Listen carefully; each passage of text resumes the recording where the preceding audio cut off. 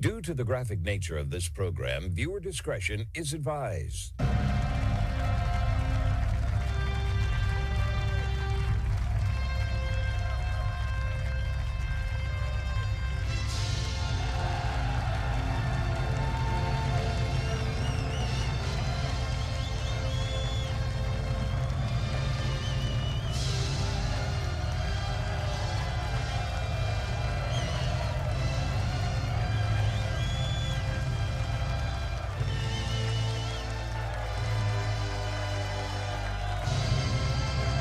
Hello, everyone. It's the Wednesday, January 21st, 2026 episode of the Marco Geray Show. Thank you for tuning in here. Today's groundbreaking news right here in America and across the board, where the facts are facts and hard truths thrive. Let's begin the best of radio, informative, uncensored, unapologetic, and ready to go. I want to begin talking about Donald Trump embarking in his trip to Davos, Switzerland for a conference at the World Economic Forum. And I'm looking at this article in The Guardian. I woke up to hearing this, and I said, this can't be true. President Trump's Air Force One turns back to Washington after a minor electrical issue. How is this possible? Let me ask you this. How is this possible that the President of the United States plane traveling to Davos could have a hiccup in terms of its maintenance? I would have to imagine that the President's plane, ladies and gentlemen, obviously is full of, great technology, the people testing, obviously, the maintenance, and obviously the pre-flight protocols for the maintenance would be top-notch. Yet, for some reason, there was a minor electrical issue. Donald Trump's plane had to come back, and they boarded another aircraft, an Air Force C-32. It's a modified Boeing 757, which is normally used for domestic flights, and they disembarked shortly after midnight for Davos. Now, Caroline Leavitt, the White House press secretary, then said that the decision to return to Washington, D.C. on Tuesday evening had been taken shortly after the departure out of an abundance of caution once the crew detected the fault. How was this not taken care of prior to this? Obviously, I'm imagining many people that are listening have flown before. We know, sure enough, I've had to get off planes before. They found minor technical problems or something was happening, whatever it may have been. We had to get off the plane, go to another plane. These things are thoroughly checked. So how is this misstep possible? Again, you'd have to understand, folks, the President of the United States has the best crew. They have the best technology. They have the best planes. Or do we? Or do we not? Some of these planes are 4 decades old. Why are we using such old technology? It doesn't make any sense to me why these things are happening. And again, people see this, people hear this. Obviously, things happen. I understand this. And I know that people who work on planes, and they say, hey, we go by the book. If we go by the book, that's what it tells us to do. But why is the president's plane at fault here? That's a big question. And by the way, we've seen these hiccups several times just in the last year. In February 2025, a military plane carrying Marco Rubio to Germany had to return to Washington because of a mechanical issue. Thankfully, no one was injured, of course. In October the same year, a military plane carrying Defense Secretary Pete Hegseth had to make an emergency landing in Britain due to a crack in the windshield. Now, it's untold if the crack came during the flight. But these technical problems on presidential jets are, again, rare due to the meticulous maintenance. But why do they seem to keep happening time and time again? And again, I know airplane travel is obviously one of the safest ways to use transportation. But we continue to hear about this very much recently. And it's a bit concerning, of course. Now, President Trump did safely land in Davos. The delegation that came with him was Secretary of State Marco Rubio, the White House Chief of Staff Susie Wiles, the Deputy Chief of Staff Stephen Miller, and of course the National Economic Council Director Kevin Hassett were also in attendance with President Donald Trump. So again, I'm glad everyone made it there safely. But again, this causes us to ask ourselves, how are we not having or allotting the best technology to the president's cabinet and, of course, himself when they travel? Again, especially a long trip traveling overseas to Europe. That's a bit of a caution. It's not like he's traveling from Mar-a-Lago to D.C. This is a much bit of a different thing. I hope everyone would agree with me on this. Yeah, I mean, again, you go through lots of maintenance checks. I don't know how these things could, these things could flare up. I mean, these things happen. But these, there's a visual inspection of the fuselage, the wings, the landing gear, the fluid levels, the tire and brake conditions, the lights, the sensors, any avionics checks go on, the cabin safety equipment, fixing any minor issues found during this operation. These things are thoroughly checked. Again, things go bad on planes. I understand this. Don't get me wrong. But the president of the United States plane, folks, traveling to Europe, has an electrical issue. That could be a very, very bad thing. I'll just put it to you that way. So again, I'm glad everyone made it there safely. And again, it's very, very important that we keep up on these things. Is it time that we invest more in the equipment that the president uses and how he travels? That's something of great concern. We shouldn't be relying on decades-old technology. That's what it comes down to. Now, President Trump did perform his speech in Davos, and one of the things he highlighted, this is the Los Angeles Times, so that Trump said in his Davos speech that he won't use force to acquire Greenland. Well, I'm glad he said that. We've been talking about this for days now, and how ridiculous this whole obsession with taking over Greenland really is. But he took to the stand and said that he insisted that he wants to get Greenland, including right, title, and ownership, but he said he won't employ any type of force to achieve that during his speech on Wednesday, the World Economic Forum, which again is a globalist hub. All the world leaders are there, the big people are there. We heard Larry Fink of, what is he with? BlackRock? Yeah, BlackRock, yeah. Talking about how outdated this technology is for wind and solar, but he was a major investor in that and got very, very wealthy off it. Isn't that something? I take these speeches with a grain of salt. I don't like any of these people, primarily, of course. But Trump continued on. He said, what I'm asking for is a piece of ice, cold and poorly located. Trump said, declaring of NATO, it's a very small ask compared to what we have given them for many, many decades. He then urged NATO, which has since held very firm at the dawn of the Cold War, but is now facing this unprecedented test by President Donald Trump. And, of course, his demands to allow the U.S. to annex Greenland from Denmark, again, which they're not having. Now, he went on to say, I don't have to use force. He says, I don't want to use force. I won't use force. Well, then how are you going to get it? If they're not willing to sell it, this is something you want, how are you going to get it? The only other option is Denmark sells it or you take it by military force. There's no other option to that. So again, I don't know what this obsession really is. Anyone I've listened to, anyone I've read, any geopolitical analyst I've listened to, they can't figure out this obsession with Greenland. We could easily get a base in Greenland if we wanted one. Easily. Denmark is in NATO.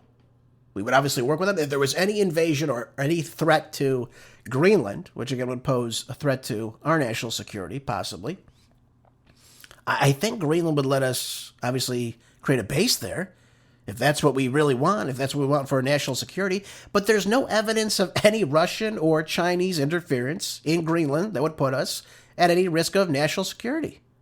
So this is what I don't understand about this. Do we want resources in Greenland? I can't figure this out for the life of me. Now, we know there are some there.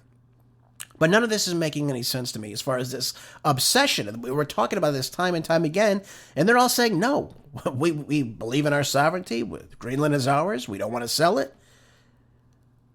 So the next thing I would say from President Trump's standpoint is, okay, they said, no, we're not going to sell it. You've already agreed that you're not going to use military force to acquire it. So then why not diplomatically, if this is really what you want, to invest in Greenland? Say, listen, we'd like a base there. Our national security may come at a risk at some point in time.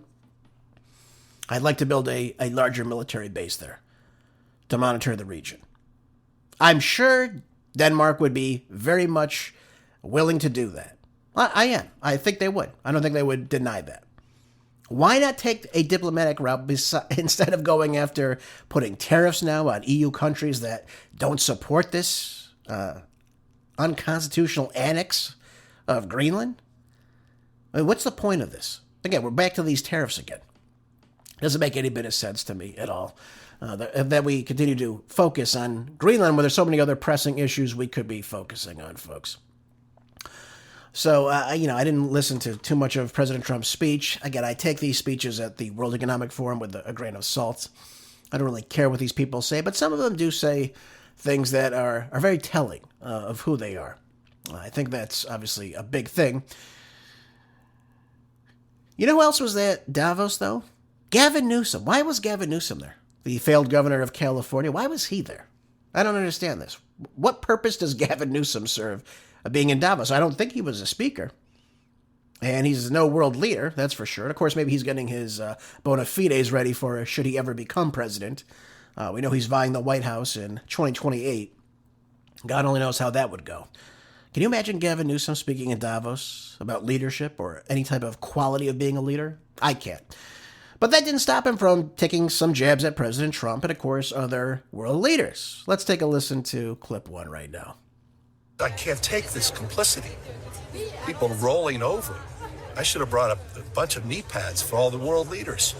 I mean, handing out crowns and this is pathetic. Nobel Prizes that are being given away. I mean, it's just pathetic.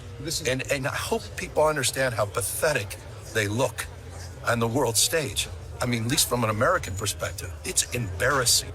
So Gavin Newsom learned a new word, pathetic, and he's addressed this to President Trump several times. It's pathetic, right? It's very, very pathetic if you give President Trump a Nobel Peace Prize that he so greatly coveted. That's very, very important that a non-world leader, Maria Corina Machado, gave him the worthless Nobel Peace Prize. That's, I don't know. Gavin Newsom doesn't like that. Should have been given to him. After all, Gavin Newsom's done so much for peace in the state of California, right? Like, nothing. There you go. There you go. I mean, ridiculousness. Again, the fact that he's so obsessed with President Trump and, of course, obviously these world leaders, he believes he's in this group of people. He desperately wants to be in this group of people. And Alex Soros, George Soros' son, made it another stupid comment about Gavin Newsom being there and how great it was. Well, I guess for the pea-brains that believe that, I mean, maybe it is a good thing for Gavin Newsom. Maybe he, gets his moment in the sun, if you will. Is there sun right now in Davos? I don't even know. Who cares? There you go. There's something else I want to address, though, that's very troubling to me. Again, talking about this whole thing with Greenland. Again, makes no sense to me. This is in USA Today, though. It says Trump blames Nobel snub for Greenland demand in text with the Norwegian Prime Minister. This would be Prime Minister Jonas Gahr, I believe his last name is Stor, if I'm not mistaken. I hope that's how you pronounce it. But President Trump actually sent a text on January 18th to the Norwegian Prime Minister Jonas, in which he was complaining about not winning the Nobel Peace of Garbage Prize, saying that he will no longer think purely of peace as a result of this. This is ridiculous. You didn't get a Nobel Peace Prize, so now peace is out the window? So was peace ever your goal in the first place? Who knows? Trump then went on to assert that that only a complete and total control of Greenland by the United States would keep the world secure. Again, folks, there's no evidence to support this. I don't know why he's so hyper-focused on Greenland. Like he just said, it's a piece of ice. That's a piece of ice that has some natural resources, absolutely. But what do we really need Greenland for, folks? Why do we need to spend $700 billion on a piece of ice that you would then further have to spend billions of dollars to bring in infrastructure, bring in personnel, all this other nonsense? What is the purpose of this? What is it really for? Now, does he want to be remembered like Thomas Jefferson with the Louisiana Purchase? President Polk acquiring, the southwest of the United States? What is the reason for this? I don't understand it at all. So anyways, here's what he said in part of this text. I find it funny, too, because part of it's not true. But he said, considering your country decided not to give me the Nobel Peace of Garbage Prize, I added that part in there, by the way, for having stopped 8 wars plus, I no longer feel an obligation to think purely of peace, although it will always be predominant. But can now think about what is good and proper for the United States of America. Now, let's stop for a second here. He says he no longer feels an obligation to peace, although that will always be predominant. So he will think about peace. And the problem with this, I'm going to have to laugh a little bit, the Norwegian government isn't even part of this Nobel Peace Prize committee that, again, votes on who gets the Nobel Peace Prize. That's what I've been told. So therefore, again, and even if he didn't give it to you, so what? Obviously, other people voted for this Machado woman over you. It doesn't matter. And this whole stopping the 8 wars. He talked about this yesterday on Fox News when he gave his 37 accomplishments in 365 days. President Trump was sworn into office yesterday, a year ago. So his first year in office is complete. We're on year 2 now. But I want to talk about this and highlight this 8 wars stop nonsense. First of all, it's a bunch of garbage, number one. And I want to break down some of these so we're all in agreement of this, so we understand what's happening.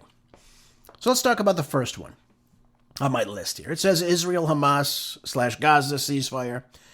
That's allegedly one of these 8 points. The ceasefire started in October. However, by November 30th, the fighting obviously resumed after the hostage exchange took place, and an estimated 442 people have since been killed inside Gaza. No peace treaty or even no board of peace really on the table as of right now. Nothing has been done to hold anybody accountable as far as keeping these steps in this so-called peace plan going. Nothing has been signed between the two territories. So that's a miss. Okay, so number one is a miss. All right, it happens sometimes. The Armenian and Azerbaijan territory disputes over the Nagorno-Karabakh region. This is an ethnic group that lives within the Azerbaijanian borders. It lasted for a couple days. Now we've seen resumed shelling since then. No peace treaty has been signed between the two countries. And again, I want to say, as the only declared Christian nation in the world, that's Armenia, by the way. You know, we bombed Nigeria because of the Islamists, jihadists attacking and abducting and killing Christians. But we offer no support or safety to help the Armenians from Azerbaijan, that again has been turning off electricity and water access. They've been harassing people. I believe a few people have been killed in this territory. And nothing's been said about it. Nothing's been done about it. Why wouldn't we offer more support to our Christian brothers and sisters in Armenia, especially the ones that are living in this region in Azerbaijan? And nothing's been done about it. So again, nothing's been done to stave off Azerbaijan. Nothing's been talked about to stave off Turkey. All of them, both of them have odds with Armenia for quite some time now. Again, nothing's been done. No peace treaty signed. The conflict is going on. Okay, so 0 for 2. Let's go into the Sudanese civil war. That's been one we've talked about in the past. So obviously this is between the Sudanese armed forces and the rapid support forces in the country. The ceasefire between the two failed after just a few days, and of course, fighting resumed. No peace treaty. We have to understand something, too, about this idea of peace. Peace is not just something you just say, okay, we're at peace with each other now, and everything moves along.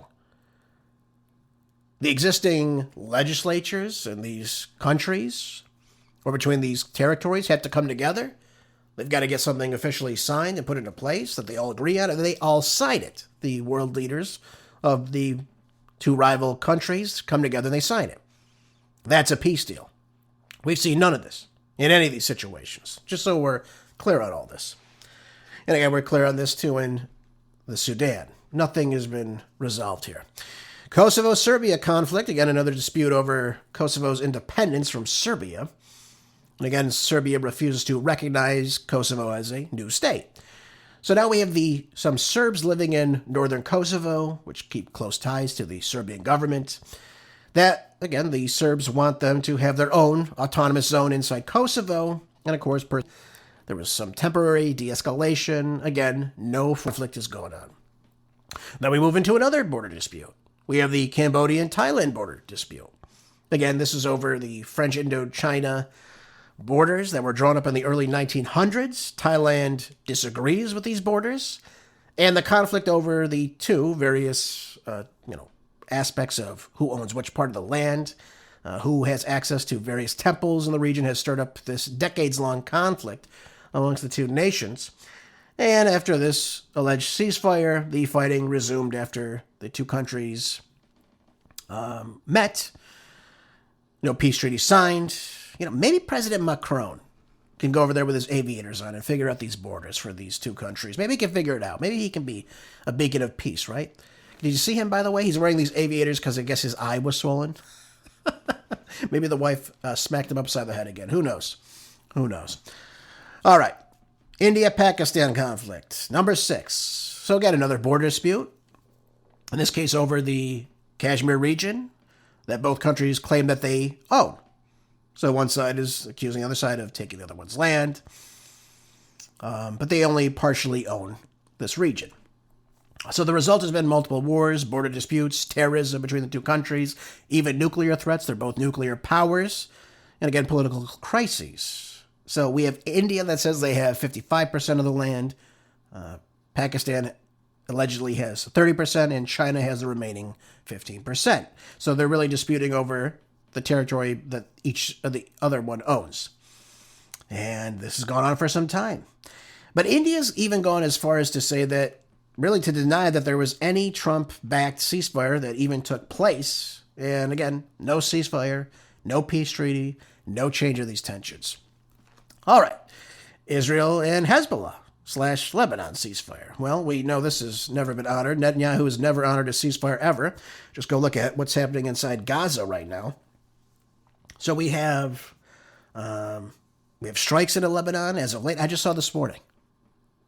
Israel is bombing Lebanon. So clearly this hasn't stopped anyone. And again, you see that the IDF has even destroyed the Simon Peter Mausoleum. It's been standing for over 2,000 years.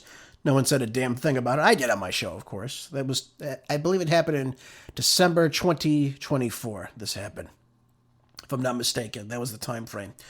Again, no evidence of a Trump-backed ceasefire and certainly no peace treaty between the two countries. This conflict has continued on. Finally, we have the Houthis versus the Saudi-led forces in the region. So this is more of a civil war type situation. So we have the Houthis that have seized more of the Yemeni land, and we have Saudi Arabia then coming in, the UAE, other separatist forces in the south of the country, and they've been at war with the Houthi rebels since about 2015. So again, this war has been active. Even in January of 2026, we have reports of conflicts between the two jarring groups. No evidence of a Trump-backed ceasefire to end the war. So no peace treaty has ever taken place. So, again, I've told you before, I admire President Trump for trying to get people to speak to each other, to work for peace. I understand that. But there's been no peace resolved in any of these conflicts. That's the point I'm trying to make here. He didn't stop 8 wars. They're still continuing on. There's still conflicts happening between these countries. Until something gets signed in paper,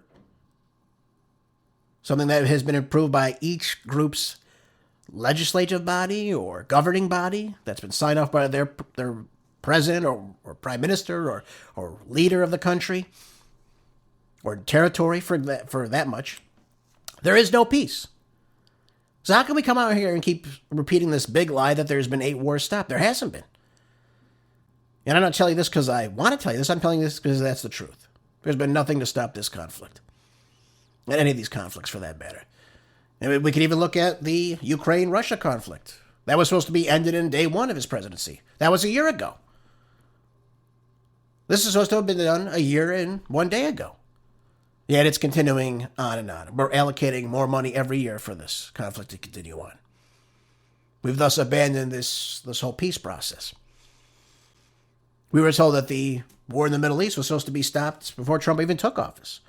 And yet it continues on. We continue to aid and abet them. We addressed none of the killing that's gone on in this region. I mean, since a ceasefire, over 400 people have been killed. Hell of a ceasefire, folks. Don't you think so? So I wanted to bring this up, again, not to smear President Trump, but these are the facts, folks. And I only bring you the facts. I don't bring you what I want to tell you. I could sit here and read off to you, hey, 8 wars stopped. Isn't that great? I want that to stop. You want it to stop. But what's the reality of the situation? these conflicts are still continuing on. So how could we say this to another world leader who can easily look at this evidence and go, well, first of all, I didn't vote on this Nobel Peace Prize. Second of all, no, you didn't stop 8 wars. And you don't feel obligated to peace, but it's predominant to you. So what is the purpose of this text?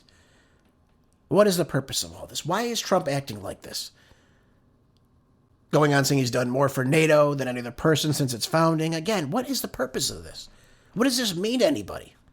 NATO should do something for President Trump. So what? Because we've been involved in a peace compact with other nations, that we just need to have these countries give up land to the United States? Now, what is this? This whole thing is about sovereignty. The whole thing about NATO is sovereignty.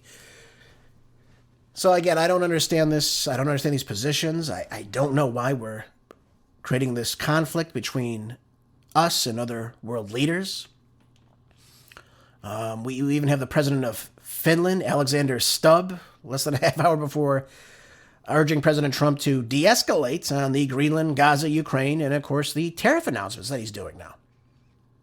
Again, I don't understand this for the life of me. And by the way, one other major point of interest, this was in CNBC, June of 2024, by the way. And this is, again, another reason why I want diplomacy. I want peace between these countries. We can work with these countries. We can do business with these countries. We don't need land. Let them have their land. It's their land. And this idea that he comes out and says, well, a boat showed up there a couple hundred years ago, that doesn't mean they own it. Well, yeah, actually it does.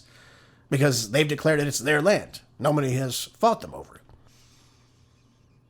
I mean, I think that's how all these colonies on the Western Hemisphere started, right? The Spain showed up, the English showed up, the French showed up.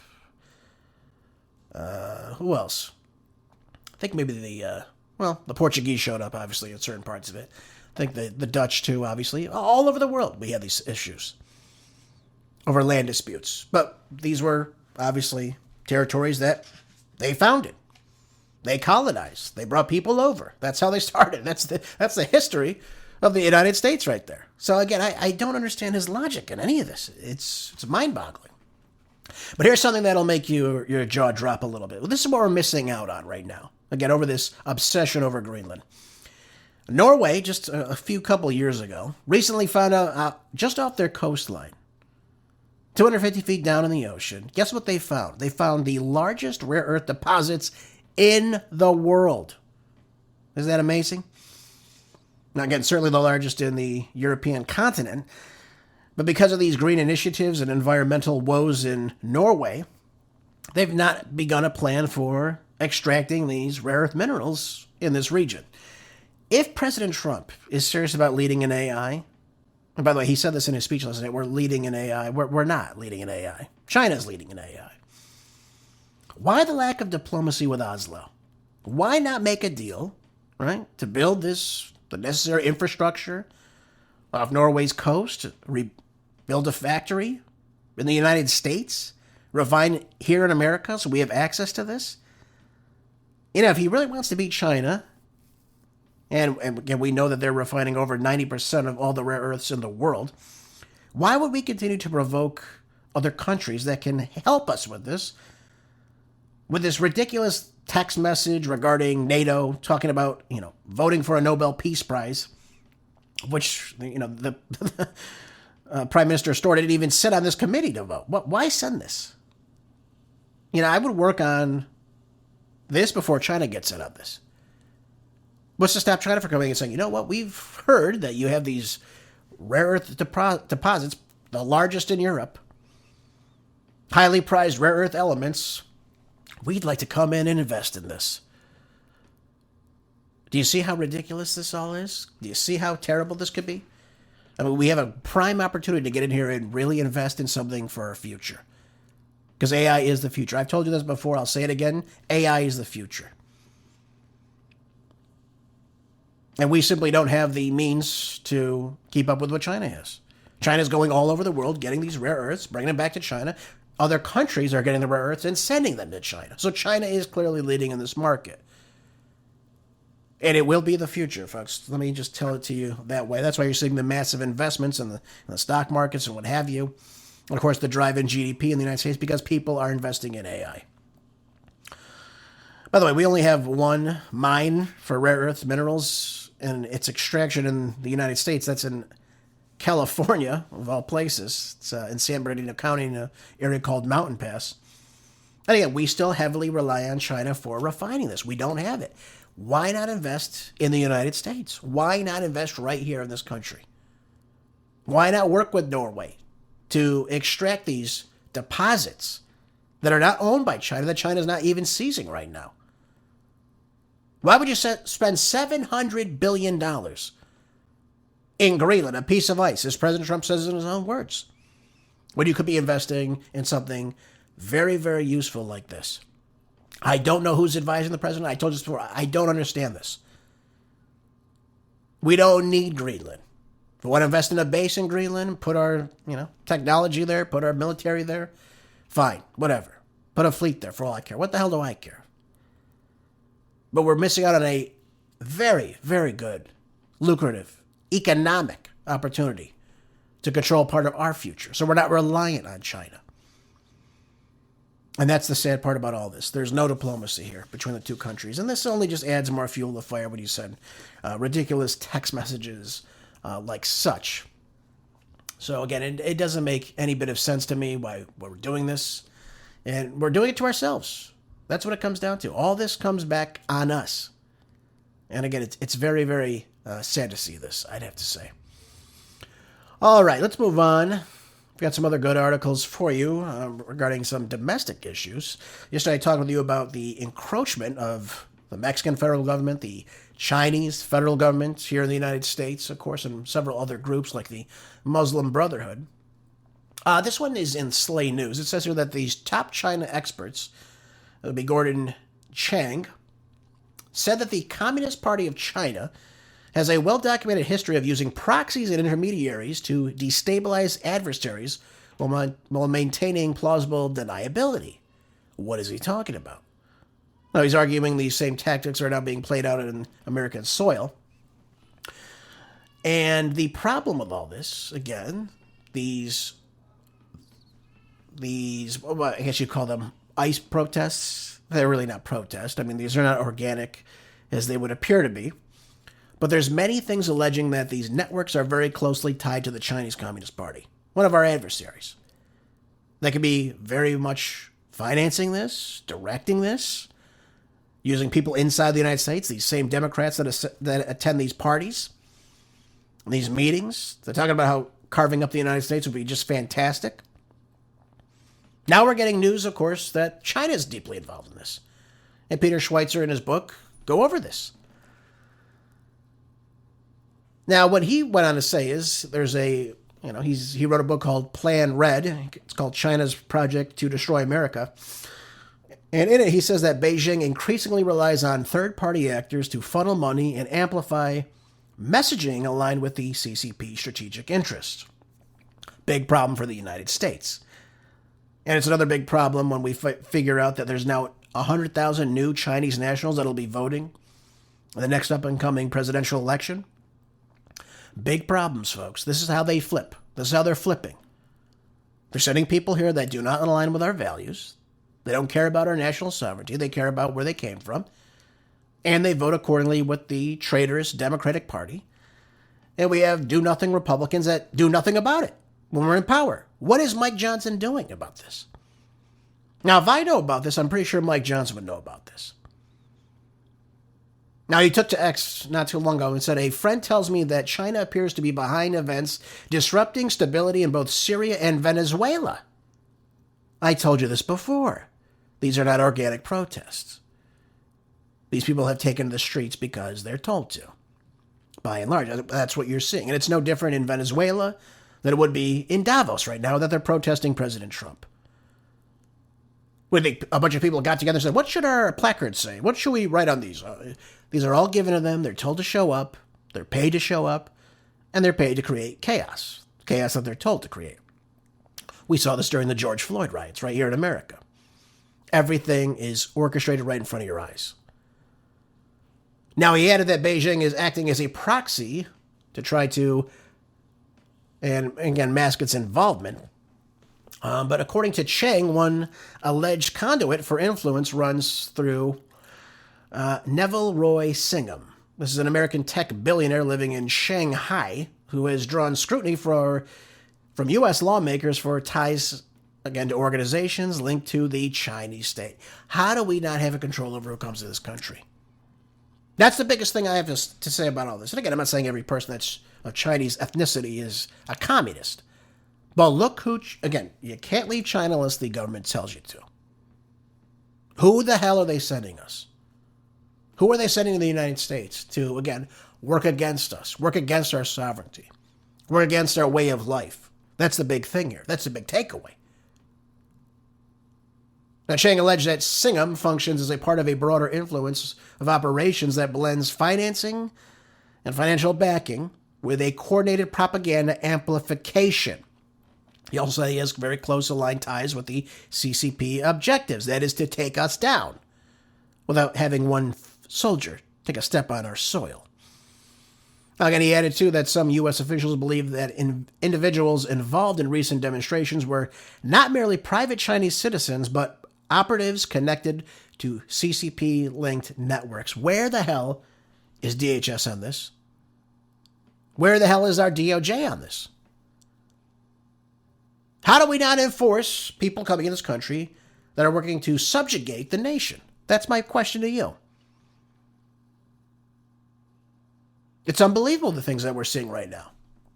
Absolutely unbelievable. And don't think of what's happening in Minnesota is any different. Everything is linked together. These big, massive protests. Nobody decides to go out in 10-degree weather in Minnesota all day to protest a woman who tried to run over a police officer. Don't even get me started with all this. It's as clear as mud. Now, if Keith Ellison wants to put a indictment out on the officer who shot the woman, have at it. I'm all for free speech and all this, and of course, these indictments. Go for it. Let's put all the facts on the table, and let's see how it works out then. Let's see it. I'm not for this immunity for all either, by the way, just so we're clear. But this case was so, again, it's ridiculous that people are actually going on the streets when a woman is blocking traffic intentionally. She's asked to stop. She does not stop. She does not get out of her vehicle. And then she turns her wheels towards a police officer who's right in her way. It doesn't matter at that point if she's intending to kill somebody or not. Everyone's going, well, she turned her wheels so it was kind of facing away. Doesn't matter. She hit the guy, first of all. That's what we've come to find out. She actually made contact with him. That's how close she was to him. You can't do that. Folks, you can't act like that. It'd be wrong if a police officer pulled you over and you did the same thing. It would be wrong if you were crossing the street and someone intentionally tries to run you over. That's against the law. You can't do that. So we've got to put things in perspective here. We can also criticize some of the things that ICE does. Don't get me wrong. But we've got to understand the bigger picture behind all this. Who is controlling these protests now? Now, Chang has placed the alleged activity within wider geopolitical frameworks, pointing to the instability in Venezuela, what's happening in Iran. We know that was all, of course, Mossad and our CIA as well, and other protests taking place in the greater Middle East. He then argued that China, Russia, and Iran form an informal axis that benefits from chaos and, of course, the polarization in a lot of these democratic societies, including the United States. That's interesting, too. And then he says Iran is involved in that, too. Again, I'm interested to hear what he says about Russia and Iran being involved in that. Largely because we just saw what took place in Iran. We saw very well-coordinated, orchestrated protests that turned into riots. Protests that started over, obviously, the devaluing of the Iranian rial that we helped, obviously, do, by the way, just so we're all understanding that. And then that was hijacked into, of course, let's take down the government by these rioters, by these different factions that are very closely tied to our CIA and, of course, to Israel's Mossad. Again, not organic. But on the television screen, it all looks like it's organic to you. Now, Chang has urged U.S. officials to take these allegations seriously and, of course, to dismantle what he described as a CCP-linked funding and propaganda networks operating domestically. Yeah, well, we should be doing the same thing with the Mexican consulates in this country, the Chinese consulates, any other foreign consulate in this country. And by the way, I'll go a step further. Any other lobbying in this country needs to stop right away. Let's get rid of this nonsense. Let's get rid of this nonsense. It's killing our country when we see all these things. And I said it to you yesterday. I'll say it again. We need a moratorium on immigration in this country. No new immigration until we can figure out who the illegal aliens and, of course, the expired visa holders that come here and stay here are still in this country. That's what, 100,000 people? We import, what, 1 million a year? Legal immigrants in this country? How about we have 100 years of no immigration then? How about we go that route then? And again, while we go through, we figure out who these people are, whom they are, what they're doing here. Are they involved in any of these organizations that are trying to, again, disrupt civil society in this country? Well, we know they are. So I have to ask you, what is the DOJ doing about this? What is DHS doing about this? These are threats to you and I and every other American citizen. Because now we have a group of people in this country that, one, do not want to become Americans, and they are all about destroying America. So how can we allow that, folks? This goes well beyond freedom of speech. This is something much, much different. It's sabotage is what it is, right? And God knows if they're giving information back to their country of origin, that would be greatly looking upon things like espionage. We can talk about the Chinese owning farmland next to military bases. Geez, I wonder what they're doing there. So again, lots of concern about all this. I'm looking at this other article in Breitbart saying thousands of Chinese pilots are trained every single year in California and Arizona, strengthening the CCP's military power. So now we're even importing their military into our country, and we are training them how to fly aircrafts. It's unbelievable. And we allow this. Yeah, this goes back to Peter Schweitzer, when he details in his new book. I told you got to get this book too, by the way. The Invisible Coup, How American Elites and Foreign Powers Use Immigration as a Weapon. You got to buy this book, folks. Again, I've read a couple of his other books. They're fantastic. They're easy reads, and they're full of information. But here we go. We have the Chinese Communist Party using our openness, really, and our generosity against us by sending thousands of future military pilots posing as American citizens to use the United States to learn how to fly. Now, why would they be doing that? That's the question we should all be asking ourselves. Why are they sending them here? Why don't they just learn how to fly there? Well, Beijing needs 5,000 pilot cadets every single year to meet the demand for both military and civilian pilots. Now, because the Chinese military tightly controls the country's airspace, it can domestically only produce about 1,200 pilots per year. So they're short. Simple Obama Common Core math would show us that they need quite a few more people. So what do? Well, Beijing quietly creates this system to train 3,000 of them right here in the United States. Isn't that nice? We open our doors, they send us fentanyl and more U.S. Chaos. This is what it is, chaos in the United States. And across the United States, at least 16 flight schools operating out of taxpayer-funded airports. So we're funding this too, by the way. We're training their own military men. Are training Chinese cadets, sometimes without disclosing their foreign military ties. Again, every one of them should be deported right now. No re-entry into the country again. And again, they're doing so by sending future military pilots to the United States posing as civilians. Look at that. Look at that. So again, they're lying. So they're lying on their documentation again in this country. And what's being done about it? Nothing. Nothing's being done about it. It makes me sick to my stomach to think this. Again, this also applies to Chinese helicopter pilots who receive American training by the thousands after entering the country on student visas. I just told you about this. We have 55 million expired visas into this country, and I'm sure many student visas as well. Again, with minimal scrutiny involved in it. How this happened is, again, a testament to Chinese ingenuity in manipulating our immigration system for subversion purposes, using our openness and generosity against us. We've got to stop this generosity to the world. But you have to stop this, well, their country sucks, so you know what, we're going to bring them here. You're going to bring them here? What are they going to do here? Well, we don't know. Oh, are they going to sit on welfare their entire lives? Come on. This has got to stop, folks. This has got to stop. Anyone that comes in this country should, number one, have a job the moment they get here, and they are ineligible for getting any type of government handout. That should be rule number one. Rule number two should be you're going to speak English. You're not going to have any documentation in your native country's language. That's number one. And number two. And number three is you're going to assimilate to the American culture. You're not going to bring what the hell you came from and left and bring it here to the United States. That's not happening here. You're not going to wave your country's foreign flag. It's not going to happen. Okay? Now I know we have freedom of speech. Some people argue with that. Great. Put it in your house. I don't give a damn what you put inside your house. But if you want to put a flag of your foreign country in your house, fantastic. Do it. I don't care. What the hell do I care? But you're an American first.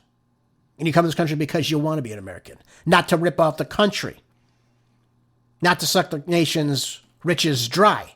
Which is what we're seeing time and time again. And we've seen it for decades now. My God, this is disgusting. Absolutely disgusting. We are training Chinese military pilots in our country. And by the way, one of the things that's interesting, too, here in this article that he goes over, he references a Sierra Academy of Aeronautics in Atwater, California, where most of the students are Chinese nationals. Now, Schweitzer argues that this is really not by a mistake, but rather by a design. And who's the owner of this? Well, a guy named John Yoon. He has several related companies with extensive Chinese ties. There you go. That Schweitzer reports about in his book, adding that the Sierra Academy has developed plans to create a cargo facility at California's Castle Airport to fly goods in and out of China. And we're hoping to use the EB-5 money from China to do it. There you go. There you go. There you go. So we're seeing people in the United States in a concerted effort with the Chinese Communist Party to do this, to do all this. And it's no shock that they're buying up farmland next to U.S. military bases. I can only imagine what that's about, why that's been allowed. Why any foreign company or anyone that's a non-citizen can come to the United States and just start buying up land is beyond me, especially our farmland, folks. To me, that's treason in and of itself, that we even allow such a thing to happen. We got to look at America first, folks. This is not America first.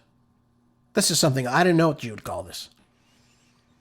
But this is no good. And by the way, the more this continues on, the worse it gets. I just told you, there's going to be 100,000 new Chinese nationals voting in the next presidential election. Those are people voting in favor of what the Chinese Communist Party's objectives are, not yours, not your country's. And the more we sit on this, the longer this takes place, the more they're able to circumvent our immigration laws and bring these people in our country. Let's put immigration to a halt once and for all. I think we all can agree on that. At least I do. All right, now moving on. We got a couple 12 minutes left in the program. Let's go over something a bit shocking right here in the United States. I can't believe this woman won this election for governor in Virginia. I really can't. I really can't believe this. The fact that Abigail Spanberger won is ridiculous in and of itself. But she had 2 solid days, right? Okay, she came out swinging, right? After being sworn in, she took some jabs at ICE, of course. And she branded herself as a Democratic moderate when she was running, right? She was a CIA asset. Well, you can't ask me about my background, so don't ask me what I've done. And, of course, she's turned out to be ridiculous. Completely asinine and ridiculous. So the member of the Mod Squad, whatever the hell that is, supposedly an antidote to the left-wing lunatics who helped doom Democrats to the electoral defeat in 2024, Spanberger said that she would focus on lowering costs, keeping communities safe, and strengthening our economy. Not a bad little motif there, right? We all can want those things, right? She focused on affordability, safety, public safety, and the economy, right? So you thought, oh, this is a moderate. She's a moderate, right? She's not one of those left-wing lunatics, right? right? She's not a right winger. She's someone in the middle. Thank God we need this. There is no one on the left that is a moderate, folks. Just so we're understanding this. None of them are moderates. None. And anyone who tells you they are is lying to you. Never forget I said that to you. But in her inauguration speech on Saturday, she promised to grow Virginia's economy in every corner of the Commonwealth and bring capital investment to every region. Wonderful. Wonderful. But that didn't hold for too long. Now, the start of her first week seemed to be out the window. Spanberger announced that she would put an end to Virginia's cooperation with ICE that was previously being conducted by Governor Glenn Youngkin. How did you go from Glenn Youngkin to Abigail Spanberger? How do you do these things? Same thing, how do you go from Ronald Reagan to Jerry Brown? I don't understand these people. How do you go from one extreme to the other? Consistency, folks. You need consistency in our public leaders, and we always end up getting not what we wanted to vote for in many respects. Obviously, in Ronald Reagan's, obviously you got that in California. But look at the state of California today. My goodness. She indicated that Virginia would rejoin the Regional Greenhouse Gas Initiative. That's obviously important for leftists. The cap and trade program that her predecessor estimated in an executive order, now scrubbed from the government's website. Increased energy costs for everybody. Congratulations. You're going to be paying more for utilities in the state of Virginia.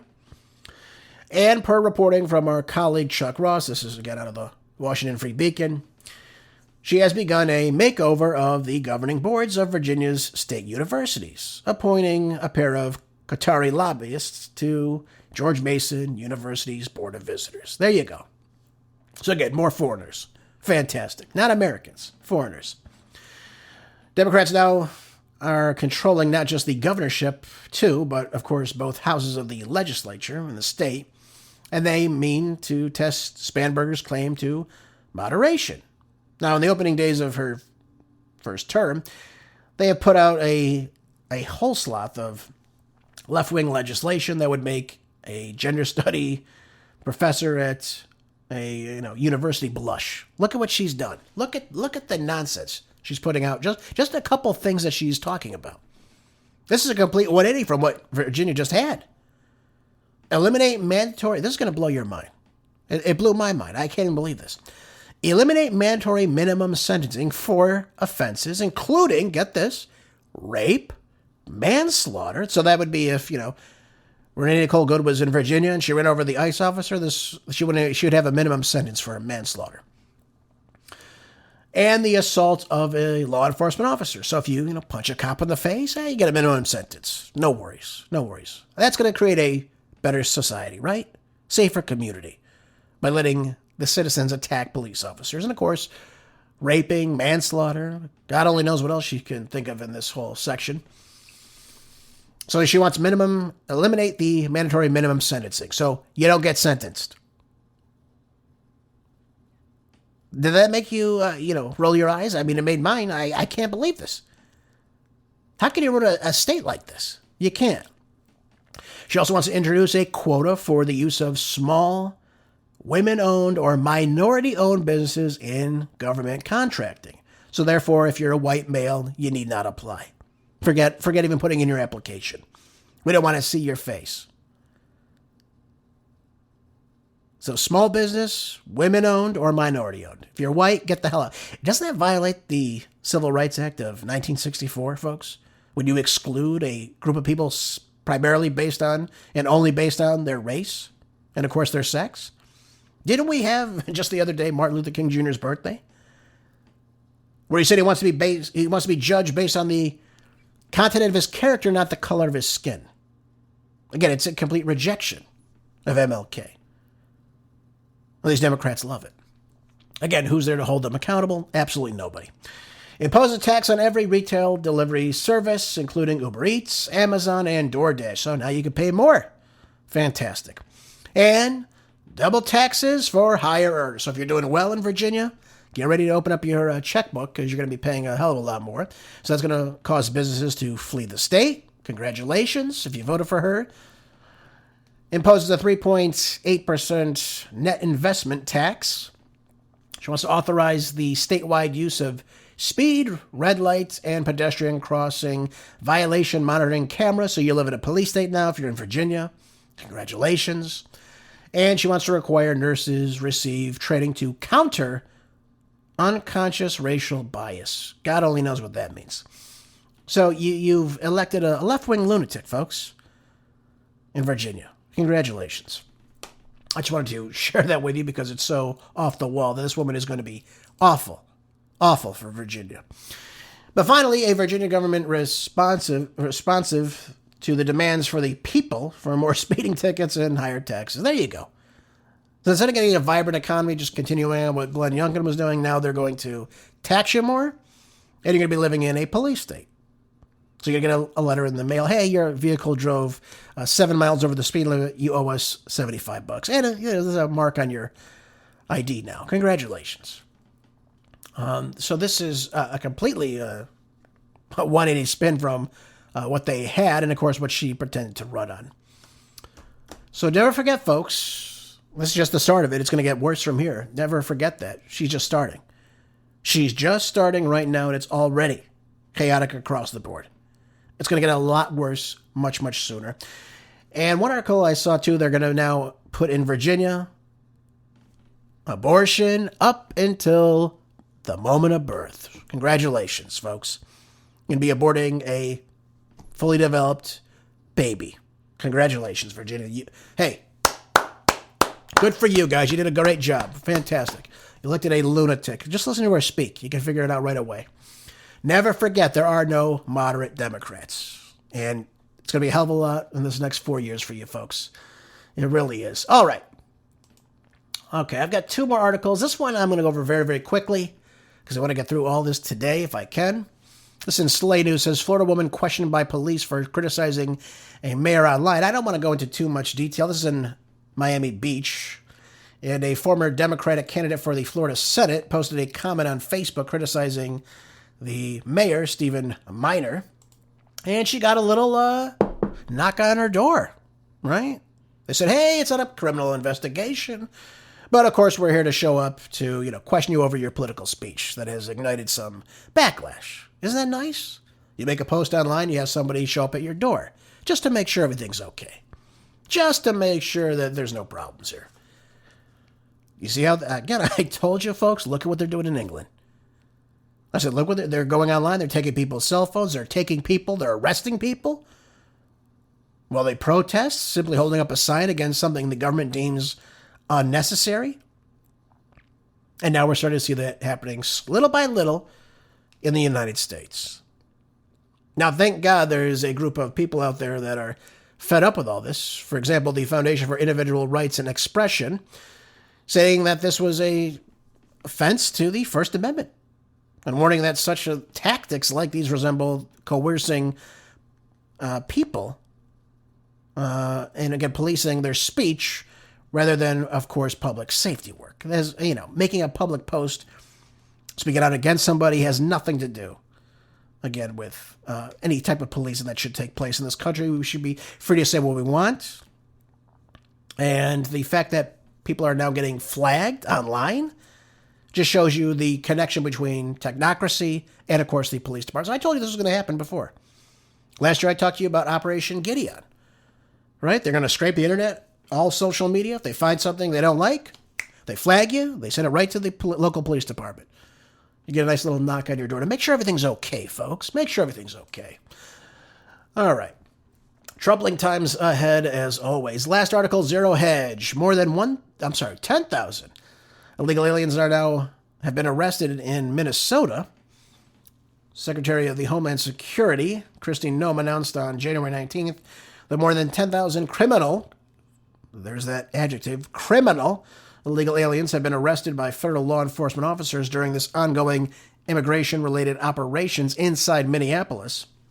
And then she went on to say, in the last 6 weeks, our brave DHS law enforcement have arrested 3,000 criminal illegal aliens, including vicious murderers, rapists, child pedophiles, and incredibly dangerous individuals. A huge victory for public safety. Well, that's their job. And I told you before, so long as they're doing it with due process, they're not exceeding the rule of law, Again, everyone has a right to due process in this country, whether it's a criminal legal alien or someone who's just an illegal alien. And we need to understand the difference between the two, but ICE should not be, getting out of control that they do. They shouldn't just be showing up to people's businesses and, of course, asking people to see their papers. That's completely illegal. If I'm walking down the street, a cop doesn't have a right to show up and say, hey, show me your papers. Where are your papers? And I say, well, I'm just going for a walk. I don't have anything on me to prove I'm a citizen. Even a driver's license today doesn't even prove that. So we have to understand what's happening around us, folks. This is obviously something that is very, very crucial. ICE needs to stay within the Constitution. That's the only thing I want to say about that. I have no issue with them deporting and obviously arresting illegal aliens that, again, have absolutely no right to be here in this country. None. And, the attacks on ICE agents, up some 1,300%. What they're doing in the streets is difficult. And they're up against a lot right now. And they're getting no help from the state government and local governments as well. That's why you're seeing a lot of the chaos still inside the streets. Folks, thank you again for being here. I appreciate you so much.